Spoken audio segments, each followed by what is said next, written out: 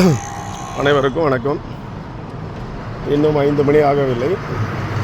நான் அதற்கு முன்பாக தூக்கம் சரியாக வரவில்லை. அதனால் கோட்டையை சுற்றி கொண்டிருக்கின்றேன். மனதில் பட்ட சில கருத்துக்களை இந்த காலை வேளையிலே உங்களுடன் பகிர்ந்து கொள்வதில் நான் மிக்க மகிழ்ச்சி அடைகின்றேன். அதாவது, இந்த டவுன் பஸ் ஓட்டுநர்கள் நெடுதூரம் பயணம் சொல்லும் பேருந்துகள் அல்ல,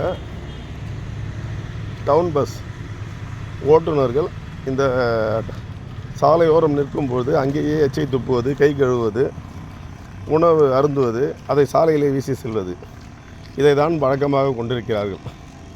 இதை நான் கண்கூடாக பார்த்திருக்கிறேன். இப்பொழுதும் அதனுடைய ஒரு சம்பவத்தை உங்களுடன் பகிர்ந்து கொள்ள விரும்புகின்றேன்.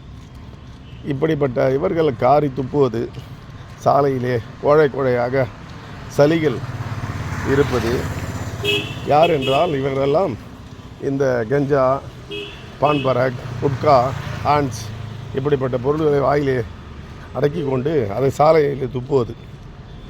ஏனென்றால் வயது முதிர்ந்த எங்களை போன்றவர்கள் சாலையில் நடக்கும்போது அதை பார்க்கும்போது அருவருப்பாக இருக்கிறது. இது எனக்கு மட்டுமல்ல, பெரும்பகுதி இது அனைவருக்குமே இது அருவருக்கத்தக்க செய்தி தான்.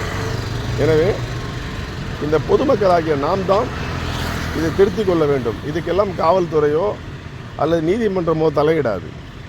பொதுமக்கள் நம்மை சுத்தப்படுத்தி கொள்ள வேண்டும். அப்போதுதான் நாடு சுத்தமாக இருக்கும் என்பதை வலியுறுத்தவே நான் இதை இவ்வளவு காலையில் உங்களை தொந்தரவு செய்கின்றேன் என்பது நன்றாக தெரிகிறது.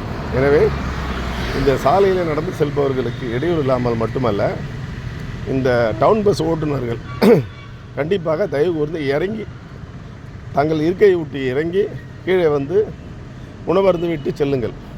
அப்படியே உட்கார்ந்து கொண்டு உணவு அருந்திவிட்டு ரோடிலே சென்று அப்படியே கை கழுவுவதை நான் பார்த்திருக்கின்றேன். வீடியோவும் எடுத்திருக்கிறேன். இதில் உங்களுடன் பகிர்ந்து கொள்கின்றேன். இதுதான் உண்மை.